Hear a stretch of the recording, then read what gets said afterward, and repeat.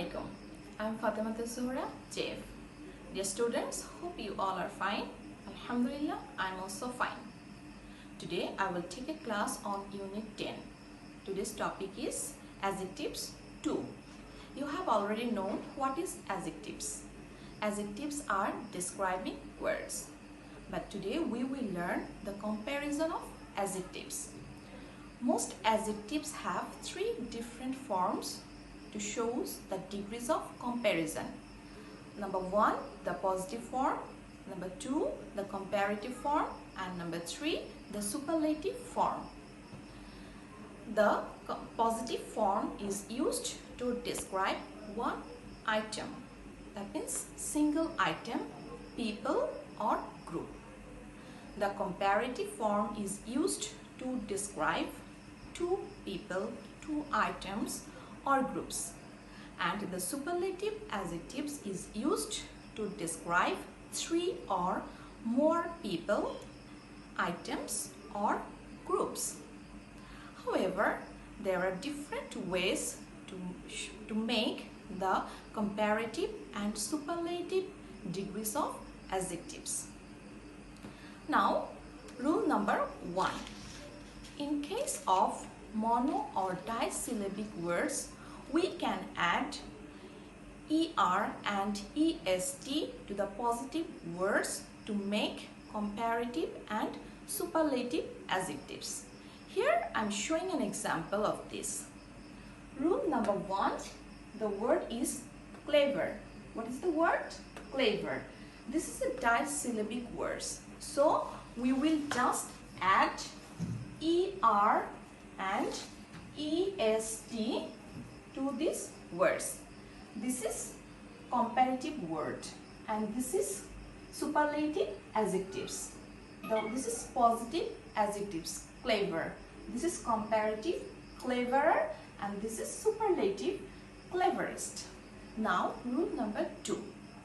In case of polysyllabic words, polysyllabic adjectives, in case of polysyllabic words, we can just add more and most before the positive words to make comparative and superlative. I'm showing an example here. Beautiful. The word beautiful is a polysyllabic word. That's why I'm adding more and most before beautiful. This is positive adjectives, beautiful, and this is comparative, more beautiful, and this is superlative adjectives, most beautiful. Now going to rule number 3. When any positive adjectives that ends in y and has a consonant before it, we just change y into I and then add er and est to make comparative and superlative. I'm showing an example of this. The word is dry. The last letter is y.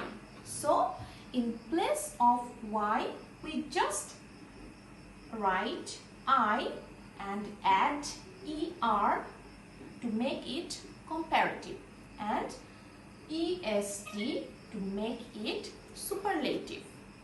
So the positive word is dry, the comparative is drier, and the superlative is driest. Now going to rule number 4.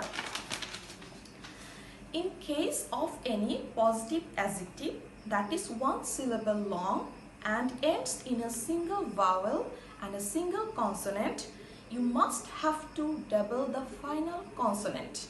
Then add er and est to make comparative and superlative. I'm showing an example of this.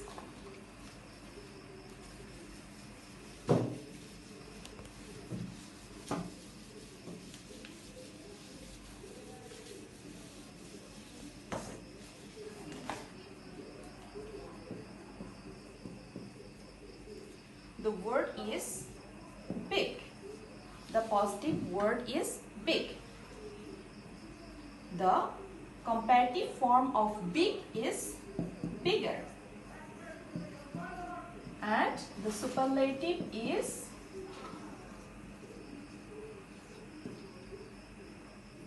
biggest. Here the last letter is G and there is a vowel before the letter. So that time we must have to double the last consonant G. So it will be double G to make it comparative and superlative. Okay. Now rule number 5. Finally, there are some adjectives, very common adjectives that have irregular forms to make their comparative and superlative forms. You can say, for example, the word good.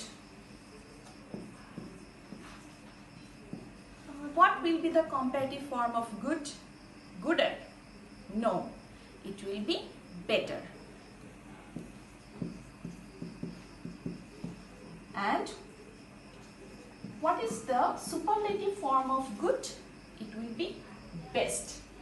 This is totally irregular. It doesn't follow any rules. That's why they are irregular.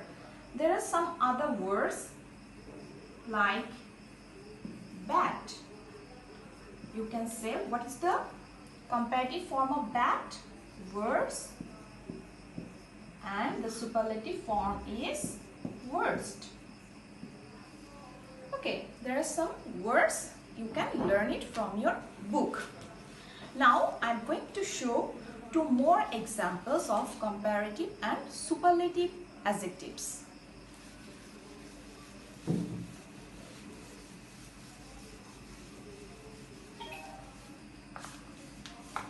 Here I am writing 2 sentences. My friend is tall than me. The sentence, my friend is taller than me. In this sentence, you can see the word then. So, whenever you will find the word then in any sentence, that time you will have to understand that there will be a comparative form because there is a then in the sentence. So, what will be the correct answer? My friend is taller. Why it is taller? Because the word then is in the sentence. Whenever you will find the word then in a sentence, that time the positive form will be in comparative form. It will be changed. Okay. Now I am showing another example. The queen bee is the big bee in the hive. In this sentence, you can see the word the. Whenever you will find the word the in any sentence, that time you will understand, you will have to understand that the form will be superlative. How? I am writing the queen bee is the biggest. Why it will be biggest? Because the word the is in the sentence. So the queen bee is the biggest bee in the hive.